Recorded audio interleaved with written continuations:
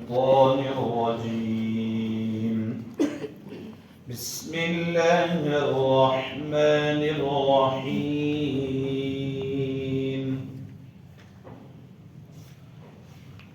أقيموا الصلاة وآتوا الزكاة واركعوا مع الراكعين أتأمرون الناس بالبر وتنسون أنفسكم وأنتم تتلون الكتاب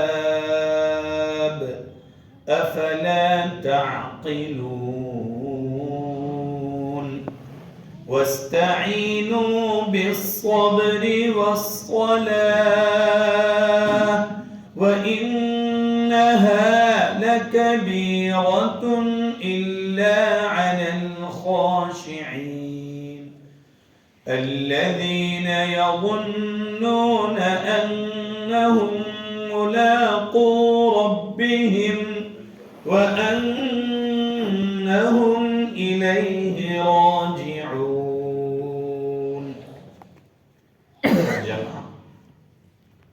تم نماز قائم کرو اور زکات دو اور رکوع کرنے والوں کے ساتھ رکوع کرو.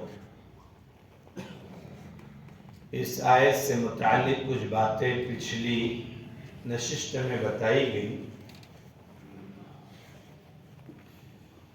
یہ 43 نمبر کی آیت ہے. اس آیت سے متعلق امام تفسیر محمد ابن احمد الانصار القرطبی ذکر کرتے ہیں کہ اس آیت میں کل 34 باتیں ہیں. کتنی؟ صرف 3 ٹکڑے میں کتنی باتیں ہیں؟ 34. اقیموا الصلاۃ وآتوا الزکاۃ وارکعوا مع الراکعین. 34 باتیں ہیں. ایک بات کو ایک ٹائم 1 منٹ بولے تو 34 منٹ یہی ہو جائیں. آگے جو آیتیں پڑھی گئی تو رہ جائیں گی. تو کچھ مختصر جو کام کی باتیں وہ آپ کے سامنے آئے گی. سب سے پہلی بات اس آیت سے اقیم الصلاۃ سے معلوم چلا کہ نماز پڑھنا فرض ہے. دوسری بات آتوا الزکاۃ سے معلوم چلا کہ زکات ادا کرنا واجب اور ضروری ہے. تیسری بات کہ زکات کے نماز کے معنی تو پیچھے بتا دیے تھے. امام تفسیر قرطبی کہتے ہیں کہ زکات کے 3 معنی آتے ہیں. زکات کے ایک معنی آتے ہیں بڑھنے کے، چونکہ زکات کے ذریعے زکات ادا کرنے سے انسان کا مال بڑھ جاتا ہے. انسان کا مال بڑھ جاتا ہے اور بڑھنے کی 2 شکلیں ہیں. یا تو مال خرچ کرنے سے اللہ تبارک و تعالی اس کے مال میں برکت دیتے ہیں، یا یہ مال آخرت میں اسے 10 گنا ثواب کے ساتھ ریپلائی کیا جاتا ہے. اگر ہم نے 1 لاکھ میں سے 2500 ادا کیے تو یہ مال ہمارا اس طور پر بڑھا کہ آخرت میں 25 کو 10 سے ضرب دیں گے تو ماسٹر صاحب بہت سارے ہو جائیں گے. تو اتنا سارا ثواب اللہ رب العزت واپس کریں گے. اس لیے اس کو کہتے ہیں زکات. تو زکات دینے سے مال میں برکت آتی ہے. اور برکت کا مطلب یہ نہیں ہے کہ 1 لاکھ کے 2 لاکھ ہو جائے، بلکہ برکت کا مطلب ہے کہ آپ کے 1 لاکھ پورے سال بھر محفوظ رہے. آپ کے اوپر آفات، آپ کے اوپر بیماریاں، آپ کے اوپر پریشانیاں نہ آئے اور وہ آپ کے 1 لاکھ وہیں تجورے میں ہو بہو پڑے ہوئے ہیں. تو سمجھ جاؤ کہ آپ کے اس 1 لاکھ میں برکت آئی. اور دوسرا زکات کا معنی ہے پاک کرنا. 1 لاکھ روپے آپ کے پاس ہے تو اس 1 لاکھ میں 2500 ضرورت مندوں کا حق ہے. جب تک آپ نہیں دیں گے تو گویا کہ اس میں دوسروں کا حق ملا ہوا ہے، جس کی وجہ سے یہ مال گڑبڑ ہے. اور جب آپ نے 2500 روپے نکال دیا، دوسرے کا حق ادا کر دیا، تو جو پیسے باقی بچے یہ آپ کے پاک اور صاف ہو گئے، اور اس کی وجہ سے زکات دینے والے کے گناہ بھی معاف ہو گئے، اور اس کا دل بخیلی سے اور کنجوسی سے پاک اور صاف ہو گیا۔ تیسرا کہ زکات کے معنی آتے ہیں اچھی تعریف کرنا، جیسے قاضیوں کے باب میں آتا ہے زکل قاضی الشاہد، کہ قاضی نے گواہ کو اچھا قرار دیا، قاضی نے گواہی کی تعریف کی، گواہ کی اچھا گواہ ہے، جھوٹ نہیں بولتا ہے۔ تو ایسے ہی زکات دینے کی وجہ سے زکات دینے والا لوگوں کی نگاہ میں بھی اچھی تعریف کا حقدار بن جاتا ہے، اور لوگ بھی اس کی تعریف کرتے ہیں کہ کتنا اچھا ہے، یہ خرچ کرتا ہے، اور اللہ کی لسٹ میں بھی اور فرشتوں کے درمیان بھی اس کی اچھی تعریف ہوتی ہے کہ یہ اللہ کے راستے میں خرچ کرنے والا ہے، بلکہ فرشتے اس کے لیے دعا کرتے ہیں، اللہم آتی منفقا خلفا، اے اللہ جو خرچ کر رہا ہے اس کو ڈھیر دے، وآتی ممسکا تلفا، اور جو جوڑ جوڑ کے رکھ رہا ہے اس کے اوپر پریشانیاں، مصیبتیں، پریشانیاں، اللہ یہ فرشتے دعا کرتے ہیں، تو اس لیے اس کو زکات کہتے ہیں۔ زکات مخصوص مال کو، آپ کے پاس تجارتی مال ہے یا آپ کے پاس سونا چاندی ہے، 52 تولہ چاندی یا اس کی قیمت یا اس کے بقدر آپ کی دکان میں مال ہے، اور اس پر سال گزر گیا تو آپ کو زکات دینا واجب۔ اور کھیتی میں بھی اگر آپ کے پاس سے مال کچھ بھی نکلے، انفقوا مما اخرجنا لکم من الارض، جو کچھ کھیتی میں سے آئے، ٹماٹر، کوتھمبیر، پیاز، لہسن، جو بھی چیزیں نکلے تو اس میں سے آپ زکات ادا کرے۔ یہ اللہ رب العزت اس آیت میں بتانا چاہتے ہیں، آتوا الزکاۃ، کہ تم زکات ادا کرو۔ وَارْكَعُوا مَعَ الرَّاكِعِينَ، اور تم رکوع کرو رکوع کرنے والوں کے ساتھ۔ مطلب یہ ہے کہ تم نماز پڑھو نماز پڑھنے والوں کے ساتھ، لیکن نماز کے بجائے قرآن نے کیا بولا کہ تم رکوع کرنے والوں کے ساتھ رکوع کرو۔ یہودیوں کی نماز میں رکوع نہیں تھا، ان کی نماز بغیر رکوع کی تھی۔ محمدیہ صلی اللہ علیہ وسلم کی نماز میں رکوع ہے، وَارْكَعُوا مَعَ الرَّاكِعِينَ۔ اور دوسری بات کہ رکوع نماز کا سب سے اہم رکن ہے۔ اس آیت کریمہ سے مفسر نے ذکر کیا وَارْكَعُوا مَعَ الرَّاكِعِينَ سے معلوم چل رہا ہے کہ جماعت کے ساتھ نماز پڑھنا سنت مؤکدہ ہے۔ وَارْكَعُوا مَعَ الرَّاكِعِينَ، رکوع کرنے والوں کے ساتھ تم رکوع کرو، نماز پڑھنے والوں کے ساتھ تم نماز پڑھو۔ اکیلا آدمی نماز پڑھے گا تو اس کے ساتھ کوئی ہے ہی نہیں، تو وہ جماعت کے ساتھ نماز پڑھنے والا نہیں ہوا۔ تو اس آیت کریمہ میں اللہ رب العزت نے بتایا کہ تم با جماعت نماز کا اہتمام کرو۔ اور فضائل اعمال منتخب احادیث میں بے شمار حدیث سے جماعت کے ساتھ نماز پڑھنے کی آئی، مسلم شریف میں ہے، بخاری میں ہے۔ حضور اقدس صلی اللہ علیہ وسلم فرماتے ہیں صلاۃ الفرض، تنہا آدمی کی، ایک آدمی جماعت کے ساتھ نماز پڑھے تو اس کی نماز کا ثواب 27 گنا زیادہ ہے اکیلے نماز پڑھنے والے کے، اور ایک روایت میں 25 درجے اس کا ثواب زیادہ ہے۔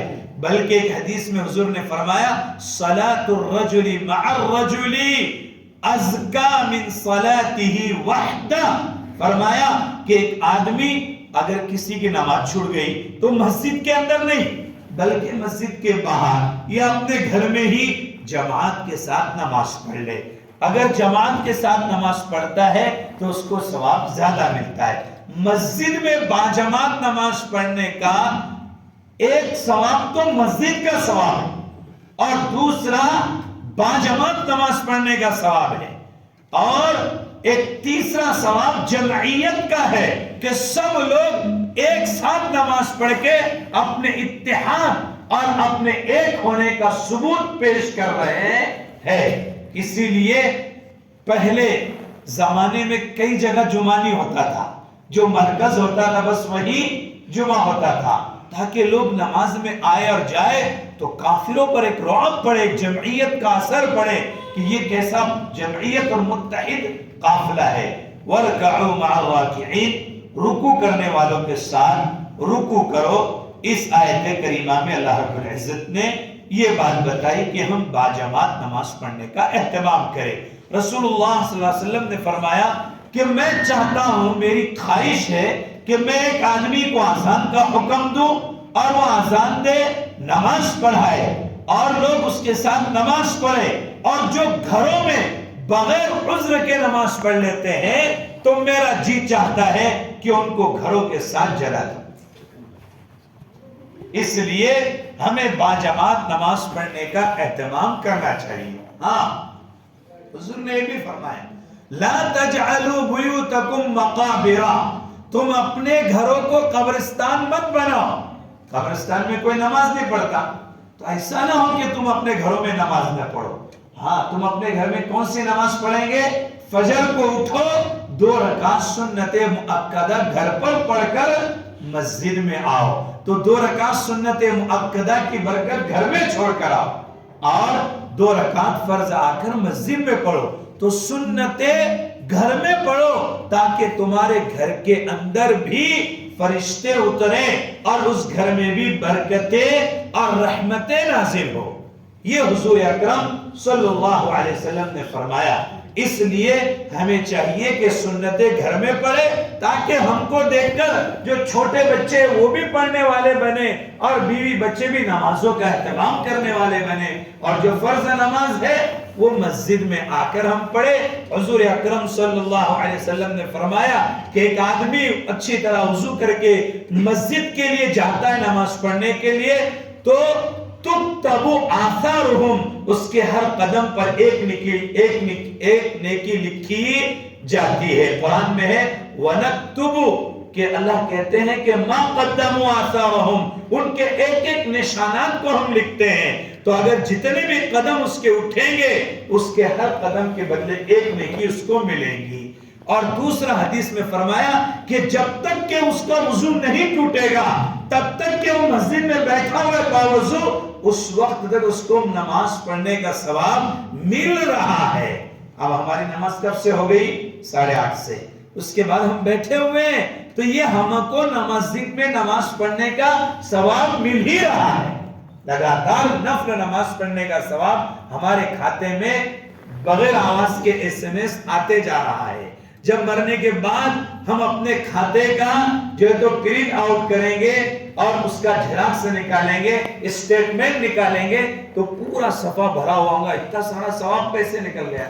وہ جو تفسیر میں بعد میں بیٹھے تھے باوضو ہو کر، یہ وہ ثواب تمہارے کھاتے میں لکھا ہوا ہے۔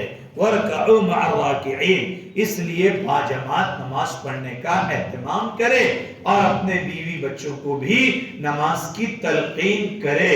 قرآن اقدس نے فرمایا اِنَّ الصَّلَاةَ تَنْهَى عَنِ الْفَحْشَاءِ وَالْمُنْكَرِ، کہ یقیناً نماز بے حیائی سے، برائی سے اپنے آپ کو روکتی ہے۔ انسان جو نماز پڑھتا ہے، وہ نماز پڑھنے والا انسان بے حیائی سے بھی رک جاتا ہے اور برائی سے بھی رک جاتا ہے۔ اس لیے ہمیں چاہیے کہ ہم نمازوں کا اہتمام کرنے والے بنے۔ یہ اللہ رب العزت ہم سے چاہ رہے ہیں۔ ایک آخری بات یہاں سمجھو جو ہمارے کام کی ہے کہ رکوع کسے کہتے ہیں؟ رکوع کا مطلب کیا ہوتا ہے؟ رکوع کا مطلب ہے کہ ہم اپنی پیٹھ کو برابر جھکائیں اور پیٹھ اور ہماری گردن یہ ایک ہو جائے، اور اپنی انگلیوں کو کھلا رکھ کر کے ہم اپنے گھٹنوں کو اس طریقے سے پکڑے، اس طریقے سے مضبوط ہم پکڑے۔ بہت سے لوگ ایسا رکھ دیتے صرف، اور بہت سے لوگ بس ایسا پکڑ لیتے، بلکہ اس طریقے سے مضبوطی کے ساتھ ہم گھٹنے کو پکڑے اور ہماری کمر اور سر دونوں برابر ایک لیول میں ہو جائے، اسے رکوع کہتے ہیں۔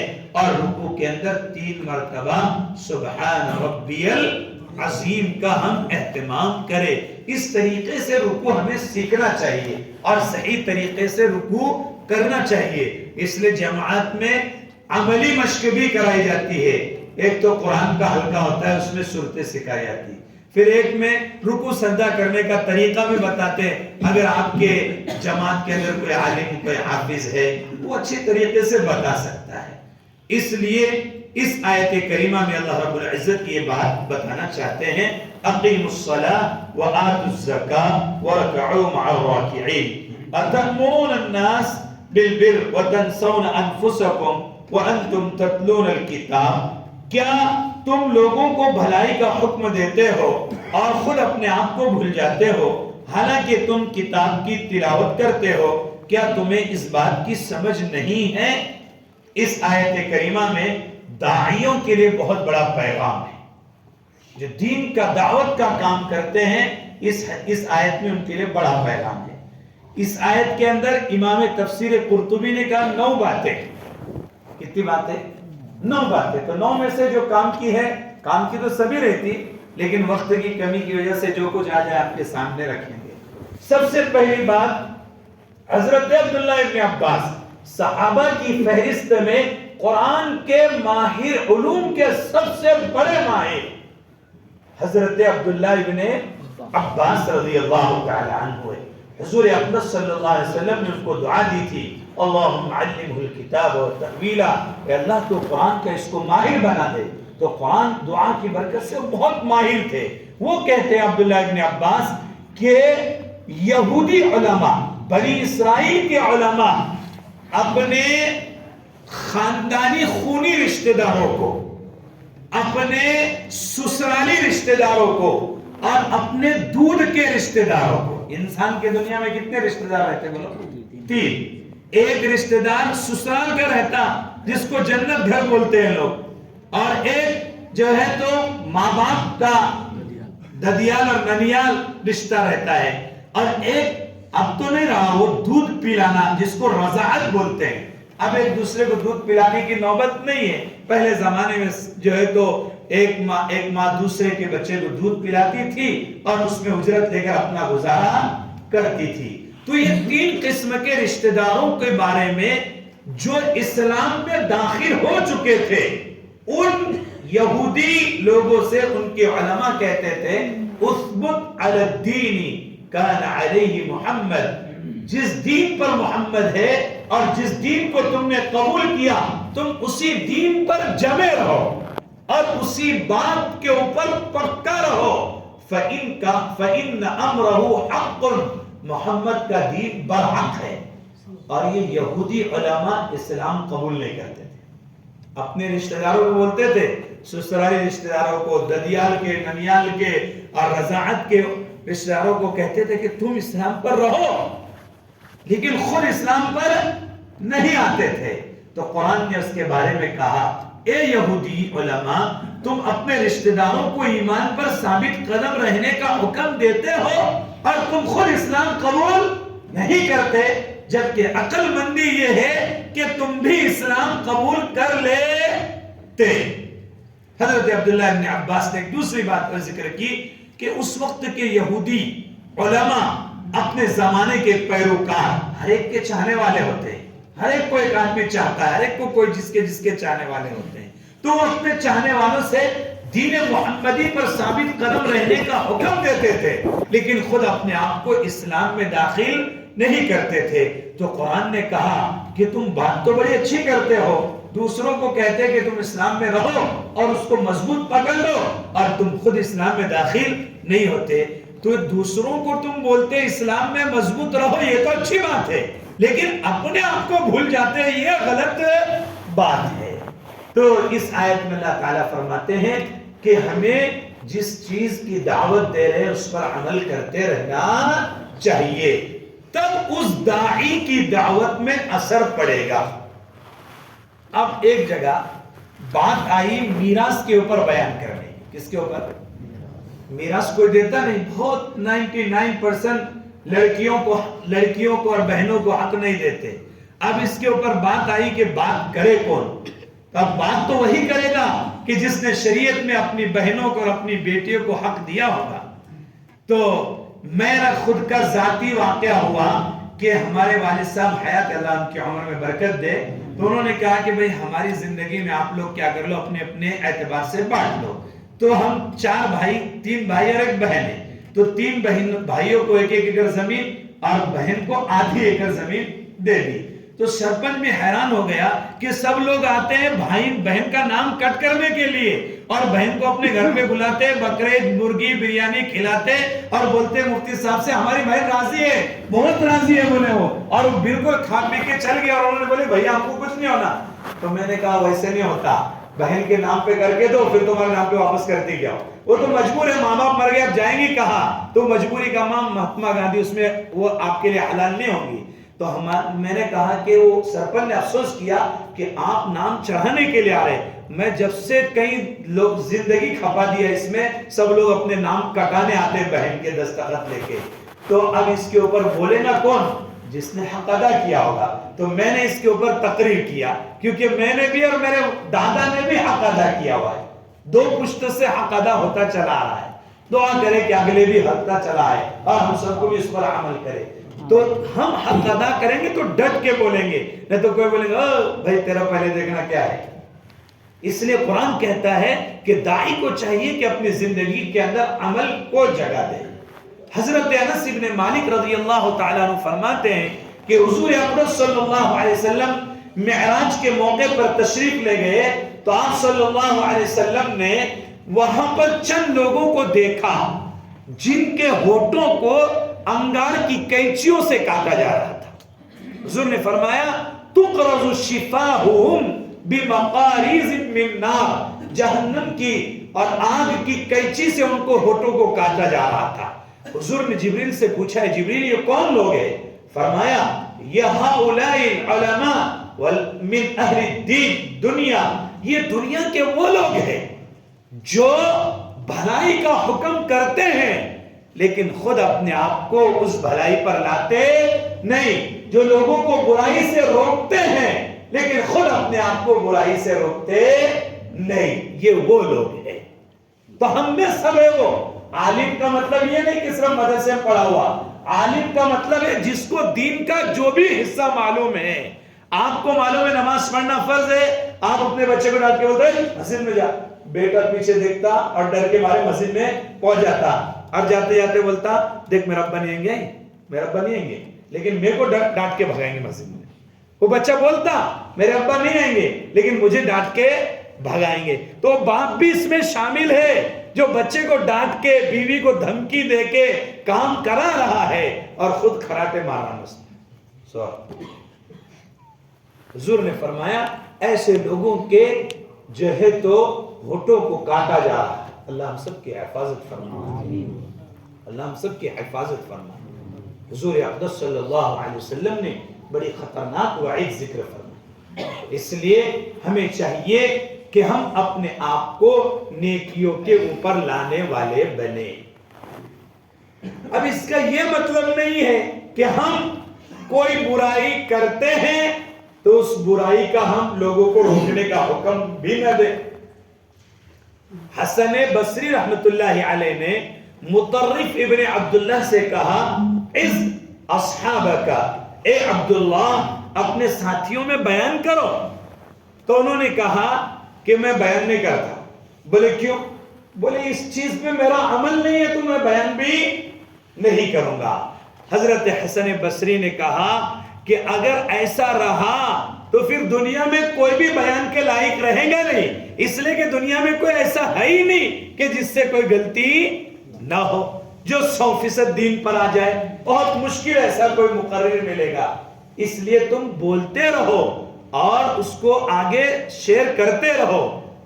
اس لیے حضرت تھانوی رحمت اللہ علیہ فرماتے ہیں کہ میں جب دیکھتا ہوں کہ میرے اپنے آپ کے اندر کوئی غلطی ہے، میرے اندر کوئی خامی ہے، تو میں اس کو منبر سے بولتا ہوں، میں بیان کرتا ہوں کہ بھائی دیکھو میرے اندر یہ غلطی ہے. تو وہ بولنے کی وجہ سے ایک دن مجھے اس پر عمل کرنے کی صلاحیت اور ہمت مل جاتی ہے. تو لہٰذا اگر ہم کسی چیز کے اوپر عمل کرنا چاہتے ہیں تو ہمیں چاہیے کہ ہم اپنے آپ کو اس چیز کو بولنے والے بولے. اس لیے دعوت و تبلیغ میں بولا جاتا ہے کہ ہم جماعت میں اس نیت سے جا رہے ہیں کہ ہم اپنی زندگی بنانے جائے، کسی کو حاجی نمازی بنانے نہیں، اپنے آپ کو سدھارنے کے لیے جا رہے ہیں. حضور اقدس صلی اللہ علیہ وسلم نے فرمایا کہ سخت ترین عذاب قیامت کے لیے اس کو ہوگا جس کو اس کے علم سے نفع نہ ہو. سب کے پاس علم ہے نماز پڑھنا فرض ہے، سب کے پاس علم ہے زکوٰۃ دینا واجب ہے، سب کے پاس علم ہے اپنے بچوں کو دین سکھانا ضروری ہے، سب کے پاس علم ہے کہ اپنی بیوی بچوں کی حفاظت کرنا ضروری ہے، سب کے پاس علم ہے کہ اپنی بیویوں کو موبائل کے استعمال سے روکیں اور ان میں آنے والے غیر محرموں کی تصویر دیکھنے سے اپنے آپ کو بچائیں. سب کو معلوم ہے، لیکن وہ بیوی بھی دیکھ رہی ہے اور وہ شوہر بھی بیٹھے ہوئے روم میں اور کارٹون دیکھ رہے اور مست ہنس رہے. جس گھر میں اللہ کی کھلم کھلا نافرمانی، اس گھر میں رحمت کیسے ہوتی ہے؟ شیخ الاسلام مفتی تقی عثمانی نے دامت برکاتہم العالیہ نے ذکر کیا کہ بدنگاہی کا مطلب یہ ہے کہ ہم کسی عورت کو شہوت کے ساتھ دیکھیں یا لذت حاصل کرنے کے لیے دیکھیں، چاہے اس کی ذات سامنے ہو یا اس کی تصویر سامنے ہو. موبائل کے اندر سب کی کیا ہوتی ہے؟ تصویر ہوتی ہے. اس لیے ہمیں چاہیے کہ ہم ان چیزوں سے اپنے آپ کو بچائے، ورنہ قیامت کے روز یہی بیوی ہماری گردن پکڑ کے جہنم میں لے کے جائیں گی کہ میں نے روٹی اگر کچی پکائی تو اس نے پھگنی پھوڑ دیا، اور میں نے نماز نہیں پڑھی تو کبھی اس نے بولا نہیں کہ نماز پڑھ لے. اس لیے ہماری ذمہ داری اس آیت سے معلوم چل رہی ہے اتأمرون الناس، ہم خود بھی عمل کریں اور دوسروں کو بھی عمل کرنے کی ترغیب دے. یہ رسول اللہ صلی اللہ علیہ وسلم کی تعلیمات ہے. حضرت اسامہ ابن زید رضی اللہ تعالیٰ عنہ فرماتے ہیں، مسلم شریف میں ہے کہ رسول اللہ صلی اللہ علیہ وسلم نے فرمایا کہ ایک آدمی کو جہنم میں ڈالا جائے گا، اس کے پیٹ کی اتڑیاں ایک دوسرے کے اندر مل جائیں گی اور لوگ اس کی وہ گھومے گا جیسے چکی گھومتی ہے، ایسے وہ گھومے گا اندر. تو جہنم میں لوگ دیکھ کر اس کو کہیں گے کیا بات ہے، تم تو بہت اچھا بیان کرتے تھے، تم تو اچھی صفات پر بات بول دیتے تھے، تم تو اچھی تفسیر کر لیتے. اللہ تعالی ہم سب کی حفاظت فرمایا کہ میں کرتا تھا لیکن میں لوگوں کو آرڈر دیتا تھا لیکن میں خود عمل کرتا نہیں تھا. اور بعض جنتیوں کو جہنم میں جھانک کر دیکھیں گے اور کہیں گے کہ ارے تمہاری باتیں سن کے تو ہم ہدایت پر آئے، تم کیسے گمراہی میں چلے گئے؟ وہ کہیں گے کہ ہم تم کو صرف باتیں بولتے تھے اور ہم ہدایت پر نہیں آتے تھے. اللہ تعالی ہم سب کی حفاظت فرمائے، اللہ تعالی ہم سب کو برائیوں سے بچائے، اللہ ہمیں نیک کام کرنے کی ہدایت اور توفیق مرحمت فرمائے. اس لیے ہمیں چاہیے کہ ہم اپنے آپ کو نیک اعمال پر لگانے والے بنے. قرآن کریم کی آیت بتا رہی ہے اتأمرون الناس بالبر، کہ تم لوگوں کو اطاعت کا، اللہ کی فرما برداری کا، ایمان لانے کا، بھلائی کا حکم دیتے ہو. وتنسون انفسکم، اور اپنے آپ کو بھول جاتے ہو. اپنے آپ کو مت بھولو. اب پہلے تو انسان کی خود کی زندگی سے سوال ہوگا. قوا انفسکم، پہلے اپنے آپ کو جہنم سے بچاؤ. واہلیکم نارا، پھر اپنے گھر والوں کو، پھر رشتہ داروں کو، پھر محلے والوں کو، پھر بستی والوں کو، پھر سب تعلقہ، پھر زیرہ پوری دنیا کی بات یہاں چلتی ہے پھر آخر میں.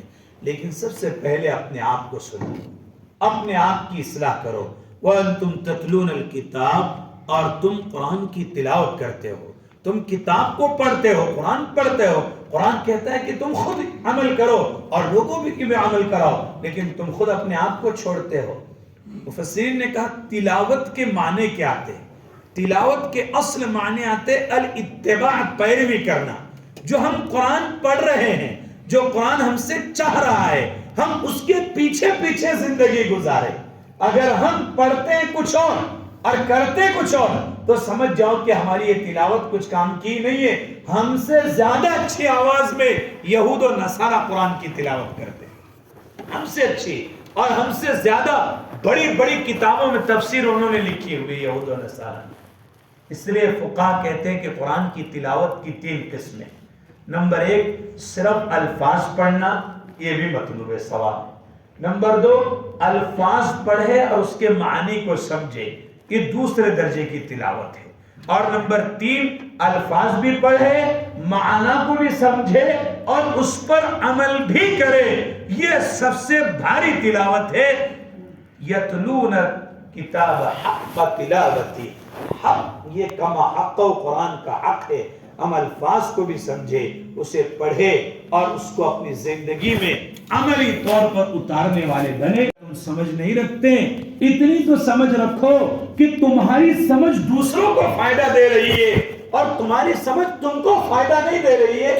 یہ تو بیوقوف اور پاگل انسان کی علامت ہے جو دوسروں کو نفع پہنچائے اور اپنے آپ کو گھاٹے میں رکھے۔ یہ تو اچھا انسان نہیں ہے۔ اچھا انسان وہ ہے جو خود بھی حق پر رہے اور خود بھی زندگی میں اعمال کرے اور دوسروں کو بھی اعمال کرنے والا بنائے۔ یہ قرآن کریم اس آیت میں بتلا رہا ہے۔ أَتَأْمُرُونَ النَّاسَ بِالْبِرِّ وَتَنْسَوْنَ أَنفُسَكُمْ وَأَنْتُمْ تَتْلُونَ الْكِتَابَ أَفَلَا تَعْقِلُونَ، کہ تم اپنے آپ کو بھلائی سے مت روکو بلکہ اپنے آپ کو بھی بھلائی پر آمادہ کرو۔ ایک آخری بات یہاں سمجھ لے کہ اللہ رب العزت اس آیت میں بتا رہا ہے کہ ہم خود بھی عمل کریں اور دوسروں کو بھی عمل کریں۔